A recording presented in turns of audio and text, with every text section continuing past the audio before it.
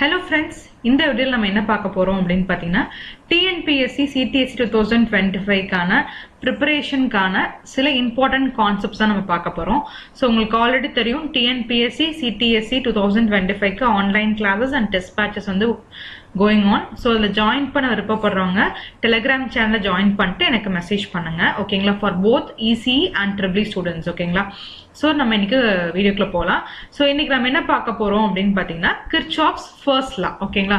So Kirchhoff's first law அப்படிங்கிறது என்ன law அப்படினு பாத்தீங்கன்னா Kirchhoff's current law. So current law அப்படிங்கிறது பாத்தீங்கன்னா first law அப்படினு சொல்லலாம்.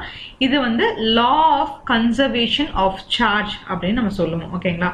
So Kirchhoff's law என்ன ஸ்டேட் பண்ணுது அப்படின்னா the total current entering a junction in an electric circuit is equal to total current leaving that junction.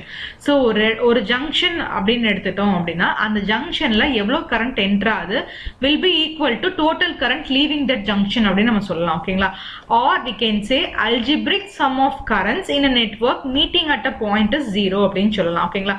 இப்போ for example இது எனக்கு ஒரு நோடு. So இங்க எனக்கு current entering அப்படின்னு பார்த்தீங்கன்னா I1 I2 I3 so equal to I4 plus I5. So இது ரெண்டுமே current leaving, இந்த மூணுமே நமக்கு current entering.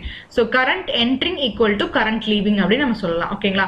இதுதான் வந்து பாத்தீங்கன்னா Kirchhoff's current law. So இது எங்க நம்ம யூஸ் பண்றோம் அப்படின்னு பாத்தீங்கன்னா analysis of the circuits we will use it. ஓகேங்களா?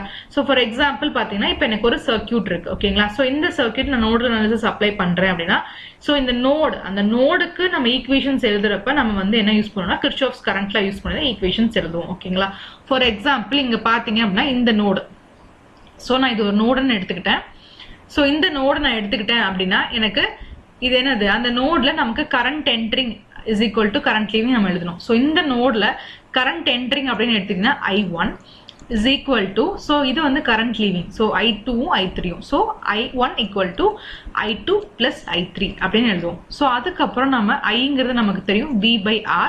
So V by R வச்சு நம்ம equations frame பண்ணி solve பண்ணுவோம். So இந்த மாதிரி nodal analysisல நம்ம junctionsல நம்ம வந்து Kirchhoff's current law அப்படிங்கிறது யூஸ் பண்ணுவோம். ஓகேங்களா? So உங்களுக்கு ஏதாவது டவுட்ஸ் இருந்தா கமெண்ட் செக்ஷன்ல கமெண்ட் பண்ணுங்க. கண்டிப்பா என் சேனலை லைக் பண்ணுங்க, ஷேர் பண்ணுங்க, சப்ஸ்கிரைப் பண்ணுங்க. Thank you.